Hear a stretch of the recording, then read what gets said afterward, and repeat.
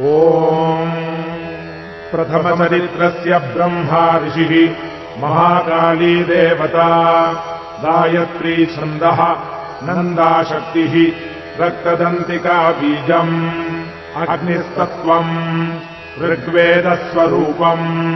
श्रीमहाकाली प्रीत्यर्थे प्रथमचरित्रजपे विनियोगः। ध्यानम् खड्गम् चक्रगदेषु चापपरिधान् शूलम् भुशुण्डीम् शिरः शङ्खम् सन्दधतीम् करैस्त्रिनयनाम् सर्वाङ्गभूषावृताम् नीलाश्मद्युतिमास्य पाददशकाम् सेवे महाकालिकाम्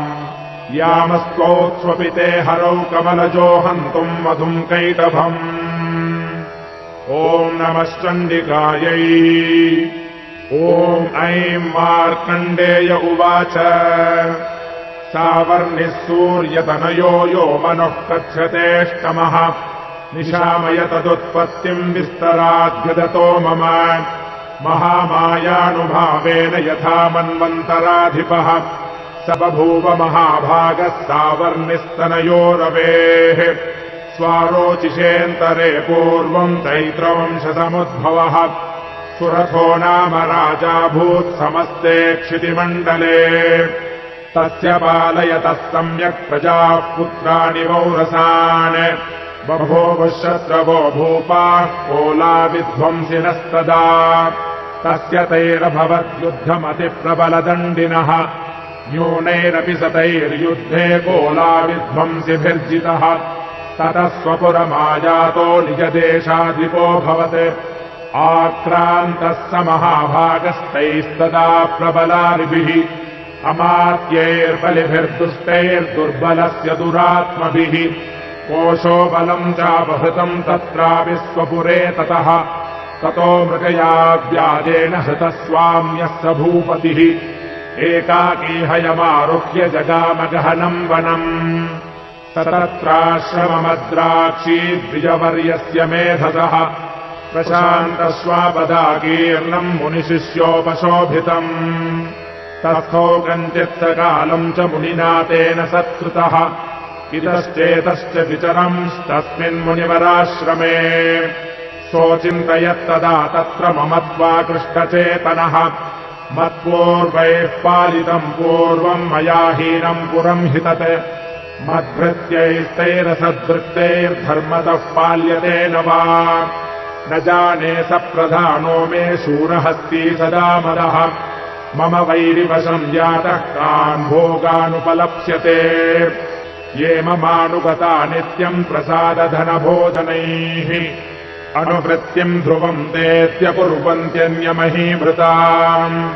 असंयज्ञयशीलैस्तैः कुर्वद्भिः सततम् व्ययम् सञ्चितस्तोति दुःखेन क्षयम् कोशो गमिष्यति एतच्चान्यच्च सततम् चिन्तयामास पार्थिवः तत्र विप्राश्रमाभ्यासे वैश्यमेकम् ददर्शसः सपृष्टस्तेन कस्त्वम् भो हेतुश्चागमनेऽत्र कः सशोक इव कस्मात्त्वम् दुर्मणा इव लक्ष्यसे इत्याकर्ण्यवचस्तस्य भूपतेः प्रणयोदितम् प्रत्युवाच सतम् वैश्यः प्रश्रयावनतो नृपम् वैश्य उवाच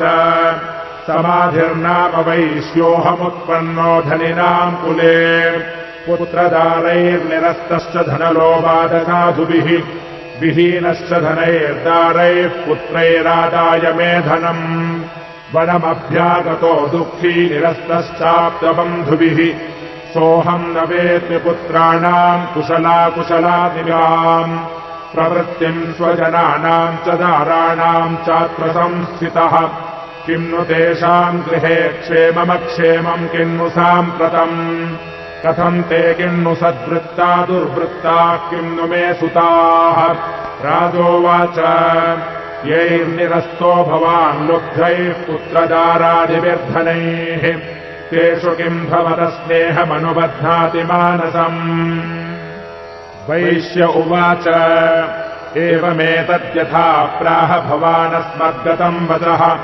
किम् करोमि न बध्नाति मम निष्ठुरताम् मनः यैः संत्यज्य पितृस्नेहम् धनलुब्धैर्निराकृतः पतिस्वजनहार्दम् च हार्दितेष्वेव मे मनः किमेतन्नाभिजानामि जानन्नपि महामते यत्प्रेम प्रवणम् चित्तम् द्विगुणेष्वपि बन्धुषो तेषाम् कृते मे निःश्वासो दौर्मनस्यम् च जायते करोमि किम् यन्न मनस्तेष्वप्रीतिषु निष्ठुरम् मार्कण्डेय उवाच ततस्तौ सहितौ विप्रतम् मुनिम् समुपस्थितौ समाधिर्नाम वैश्योऽसौ स च पार्थिवसत्तमः कृत्वा तुतौ यथा न्यायम् यथार्हम् तेन संविदम् उपविष्टौ कथाः काश्चिच्चक्रतुर्वैश्यपार्थिवौ राजोवाच भगवन् स्वामहम् प्रष्टुमिच्छाम्येकम् वदस्व तत् दुःखाय यन्मे मनसः स्वचित्तायत्तताम् विना मम त्वम् गतराज्यस्य राज्याङ्गेष्वखिलेष्वपि जानतोऽपि यथाज्ञस्य किमेतन्मुनिसत्तम अयम् च निकृतः पुत्रैर्दारैर्भृत्यैस्तथोज्झितः स्वजनेन च संयजकस्तेषु हार्दि तथाप्यति एवमेष तथाहम् च द्वावप्यत्यन्तदुःखितौ दृष्टदोषेऽपि विषये मम त्वाकृष्टमानसौ तत्किमेतन्महाभागजन्मोहो ज्ञानिनोरपि ममास्य च भवत्येषा विवेकान्धस्य मूढता ऋषिरुवाच ज्ञानमस्ति समस्तस्य जन्तोर्विषयगोचरे विषयश्च महाभागयाति चैवम् पृथक् पृथक्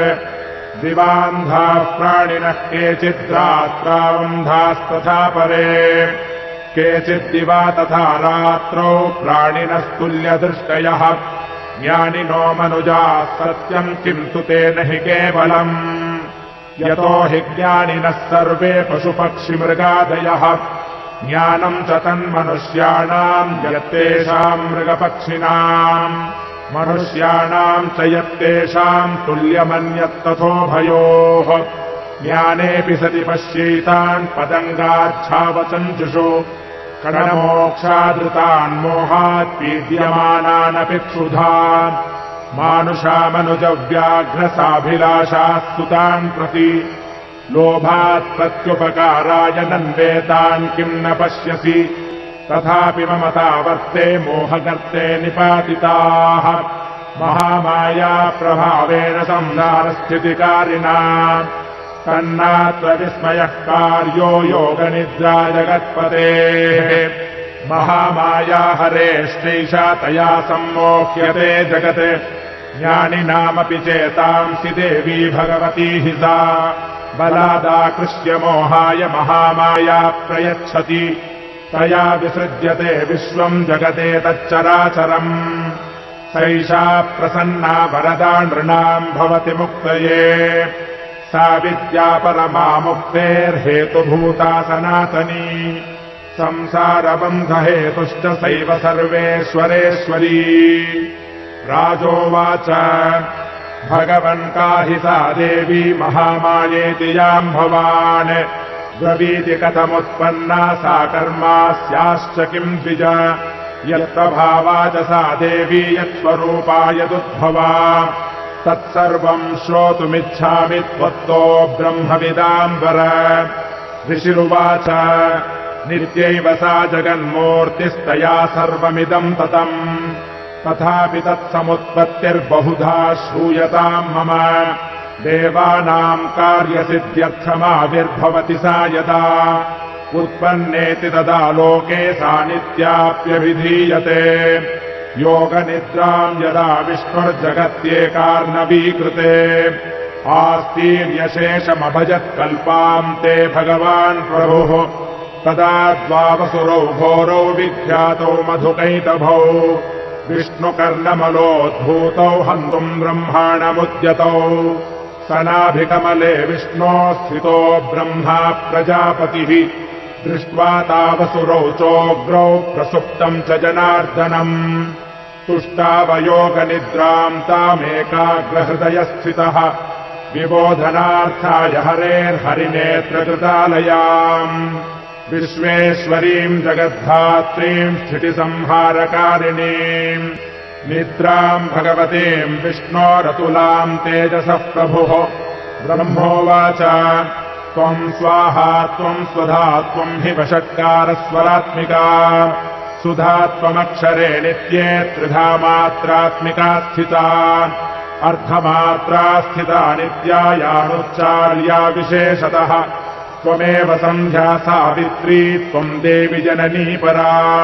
त्वयैतद्धार्यते विश्वम् त्वयैतत्सृज्यते जगत् त्वयैतत्पाल्यते देवि त्वमत्स्यन्ते च सर्वदा विसृष्टो सृष्टिरूपा त्वम् स्थितिरूपा च पालने तथा संहृतिरूपाम् ते जगतोऽस्य जगन्मये महाविद्या महामाया महामेधा महास्मृतिः महामोहा च भवती महादेवी महासुरी प्रकृतिस्त्वम् च सर्वस्य गुणत्रयविभाविनी कालरात्रिर्महारात्रिर्मोहरात्रिश्च दारुणा त्वम् श्रीस्त्वमीश्वरी त्वम् ह्रीस्त्वम् बुद्धिर्बोधलक्षणा लज्जा पुष्टिस्तथा तुष्टिस्त्वम् शान्तिः क्षान्तिरेव च खड्गिनी शूलिनी घोरा गदिनी चक्रिणी तथा शङ्खिनी चापिनी बाणभुषुण्डी परिघायुधा सौम्या सौम्यतराशेष सौम्येभ्यस्त्वति सुन्दरी परापराणाम् परमा त्वमेव परमेश्वरी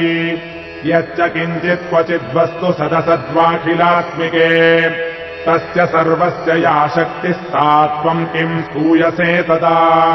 यया त्वया जगत्सृष्टा जगत्पात्यत्तियो जगत् सोऽपि निद्रावशम् नीतः कस्त्वाम् स्तोतुमिहेश्वरः विष्णुः शरीरग्रहणमहमीशान एव च कारितास्ते यतोतस्त्वाम् कस्तोतुम् शक्तिमान् भवेत् सा त्वमित्थम् प्रभावैस्वैरुदारैर्देवि संस्तुता मोहयैतौ दुराधर्षा वसुरौ मधुकैटभौ प्रबोधम् च जगत्स्वामी नीयतामच्युतो लघु बोधश्च क्रियतामस्य हन्तुमेतौ महासुरौ ऋषिरुवाच एवम् स्तुता तदा देवी तामसी तत्र वेधसा विष्णो प्रबोधनार्थाय निहन्तुम् मधुकैटभौ नेत्रास्य नासिका बाहुहृदयेभ्यस्तथोरसः निर्गम्य दर्शने तस्थौ ब्रह्मणो व्यक्तजन्मनः उत्तस्थौ च जगन्नाथस्तया मुक्तो जनार्दनः एकार्णवे हि शयनात्ततस्तदृशे च तौ मधुकैटभौ दुरात्मानापतिवीर्यपराक्रमौ क्रोधरक्ते क्षणावत्तुम् ब्रह्माणम् जनितोद्यमौ समुत्थाय ततस्ताभ्याम् वियुधे भगवान् हरिः पञ्चवर्षसहस्राणि बाहुप्रहरणो विभुः तावप्यतिबलोन्मत्तौ महामायाविमोहितौ उक्तवन्तौ वरोऽस्मत्तो प्रियतामिति केशवम् श्रीभगवानुवाच भवेदामद्य मे तुष्टौ मम वध्यानुभावपि किमन्येन वरेणात्र एतावद्धिवृतम् मम ऋषिरुवाच वञ्चिताभ्यामिति तदा सर्वमापोमयम् जगत्